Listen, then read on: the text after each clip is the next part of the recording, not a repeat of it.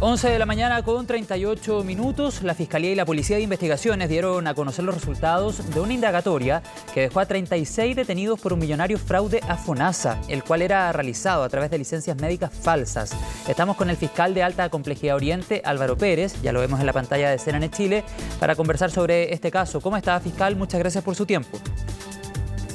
Hola, muy buenos días. Muy buen día. Comencemos por lo más general. ¿Cuáles son los últimos antecedentes obtenidos sobre este caso? Y después vamos profundizando, fiscal.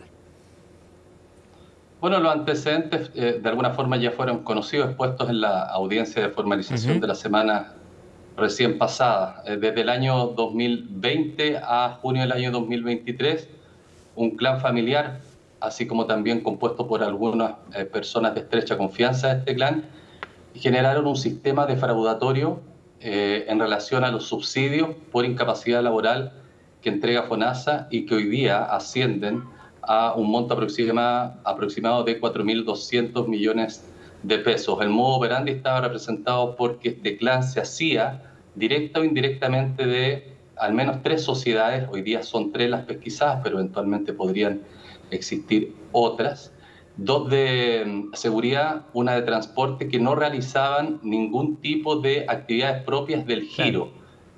En definitiva, eran sociedades pantalla o fachada para la incorporación de falsos trabajadores que, de acuerdo con médicos que se dedicaban a la emisión de licencias, se otorgaban estas y después por estos cabecillas de este clan eran tramitadas directamente y obtenían los subsidios por incapacidad laboral, los trabajadores quienes después retornaban estos dineros a esta agrupación o estructura criminal, por decirlo de alguna forma.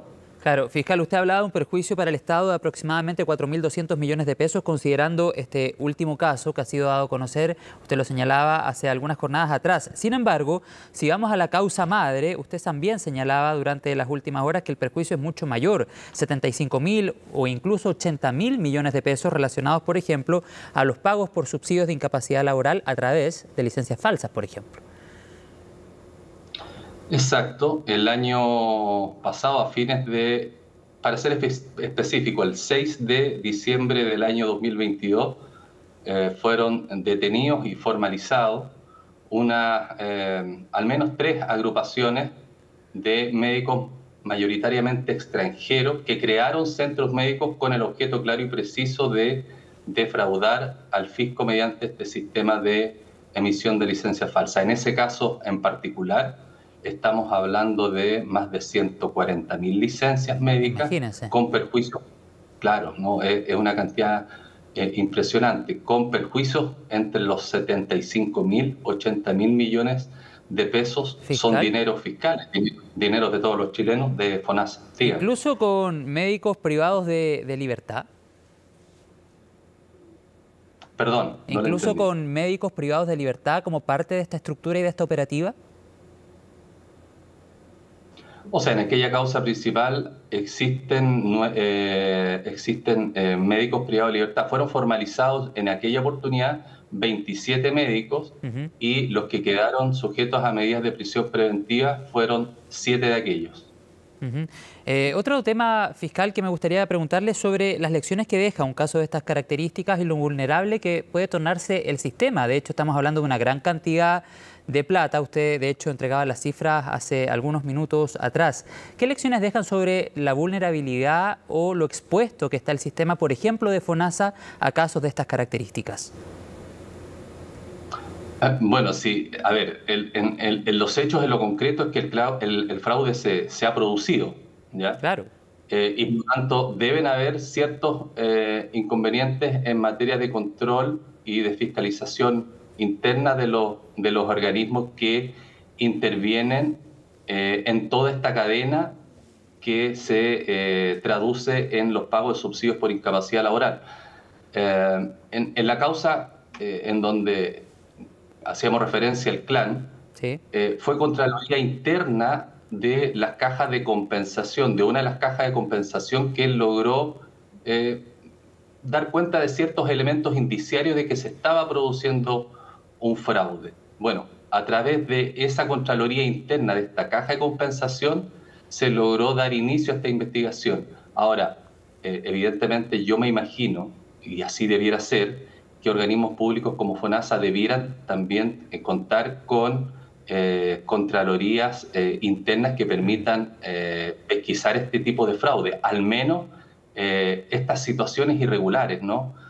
Por ejemplo, hay ciertos promedios de emisión de licencias por médico. Bueno, cuando esos promedios, la verdad es que se distorsionan en extremo, bueno, debiera ser una alerta, ¿no? Claro.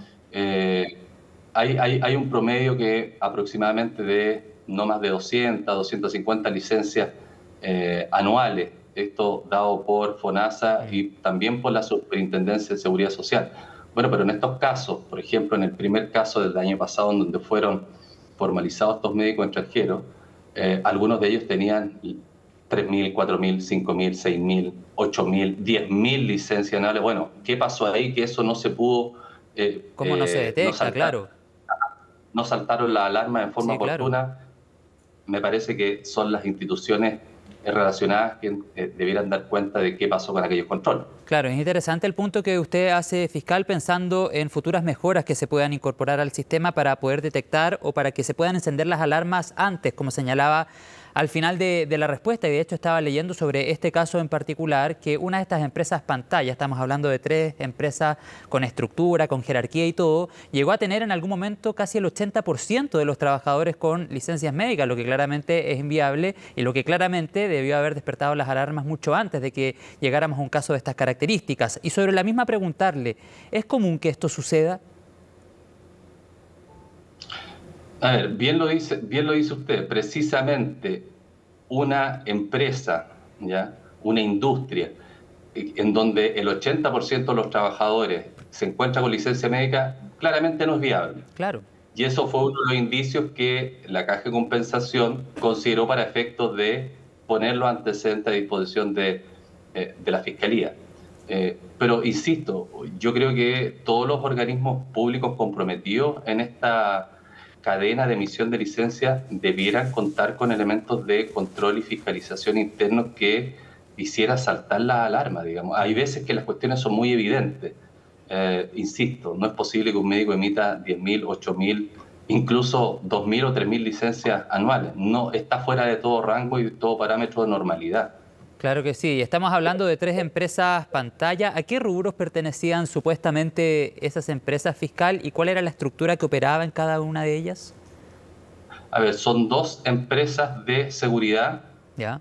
Y una empresa de transporte, ¿ya? La verdad es que desde el punto de vista tributario y contable nosotros contamos con aquella información y la expusimos también al tribunal en la audiencia respectiva. No existían pagos de IVA, no existían ventas asociadas, no existían créditos y débitos relacionados. Por lo tanto, todo ello en su conjunto logró determinar, mira, estas empresas no están realizando actividades propias del GIR, ¿ya? Y por lo tanto, en conclusión, se trataba de empresas pantalla o fachada. Este clan lo que hacía fundamentalmente era contar con una serie de reclutadores de trabajadores, ¿ya? Para incorporarlos vía contratos de trabajo o de liquidación de remuneraciones, incorporarlos a las cajas de compensación, obviamente contando con los periodos mínimos exigidos por la ley, es decir, hay que al menos contar con 6 meses de cotizaciones previsionales, y a veces se hacía una inversión, la inversión Eso le iba a incluso preguntar, de... ¿en qué invertían la plata ilícita? A ver, los líderes de estas agrupaciones, para poder incorporar estos trabajadores, para que uno pueda ser sujeto de subsidio de incapacidad laboral, ¿Ya? para que a uno le paguen la licencia médica, debe contar con un periodo mínimo de cotizaciones. A veces los líderes invertían en las cotizaciones para después obtener el monto total del sueldo por vía de subsidio de incapacidad laboral. Ahí estaba la inversión. En todo caso, la investigación en este caso arrojó que aproximadamente 2/3 del subsidio de incapacidad laboral quedaba en la estructura más alta de esta cúspide, de esta pirámide, para la estructura de criminalidad, para el clan. Y el tercio restante, una parte se la llevaba el trabajador que prestaba sus antecedentes, su nombre, firmaba una liquidación, firmaba un contrato, así como también dentro de este tercio alguna cantidad iba para aquellas personas que se dedicaban a reclutar a estos trabajadores para incorporarlos Entiendo. en forma fija a estas empresas. Bueno, ahí toda la estructura que detallábamos recién. Ya para ir cerrando, fiscal, estamos hablando de 36 personas detenidas, 19 en prisión preventiva. En concreto, ¿qué delitos les imputa el Ministerio Público? Bueno, fueron formalizados por diversos delitos. La figura del artículo 202 del Código Penal, que es el otorgamiento, la obtención, la tramitación de licencias médicas falsas. Por otra parte, el fraude de subvenciones, es decir, el que fraudulentamente obtuviese de, en este caso, algunos servicios públicos, FONASA en específico, subsidio, en este caso el subsidio por incapacidad laboral. La asociación ilícita porque estamos en presencia de una estructura de criminalidad, sí, claro, una organización jerárquica, con roles, con funciones determinados, y además el lavado de activos, porque logramos determinar que muchos de estos dineros fueron invertidos en propiedades, bienes muebles, bienes inmuebles, fueron aseguradas propiedades y bienes y vehículos, así como también el congelamiento de una diversidad de cuentas bancarias. En aproximadamente el aseguramiento de bienes estamos hablando de aproximadamente 1.000 millones de pesos. Eso es lo que se ha logrado de alguna forma, entre comillas voy a decir, recuperar, pero fundamentalmente se trata de asegurar los bienes, cosa que en un futuro procesal se pueda solicitar el comiso de estos bienes. Claro, es una gran cantidad de plata la que ha sido defraudada. ¿Cómo, fiscal? Exacto. Dígame. Sí, quería complementar usted la respuesta al final. Que nuestra idea en definitiva es poder asegurar estos bienes, ¿ya?, para en su oportunidad solicitar el comiso y que los perjudicados puedan hacerse de estos bienes, y los perjudicados en este caso es el fisco, ¿no es cierto? Sí, por lo claro. menos hoy día un monto cercano a los 1.000 millones ya se encuentran asegurados. Bueno, vamos a seguir muy atentos a cómo siguen todas las pericias, los antecedentes que ya hemos ido conociendo. Estamos hablando de una gran cantidad de plata que ha sido defraudada. Se hablaba también en jornadas anteriores que, por ejemplo, los médicos que entregan estas licencias falsas incluso podrían pertenecer a estructuras mucho más grandes que estas 3 empresas pantalla que se han dado a conocer durante las últimas jornadas sobre este último caso en particular, pero no es primera vez que hablamos sobre licencias falsas y plata defraudada. Le quiero agradecer, fiscal, por esta conversación y seguimos en contacto, por supuesto, ante novedades sobre este caso, y ojalá esto sirva para sacar lecciones, incorporar mejoras, por ejemplo, al sistema para que las alarmas salten antes y no tengamos que reaccionar, sino más bien prevenir. Muchas gracias, fiscal. Que tenga un buen día.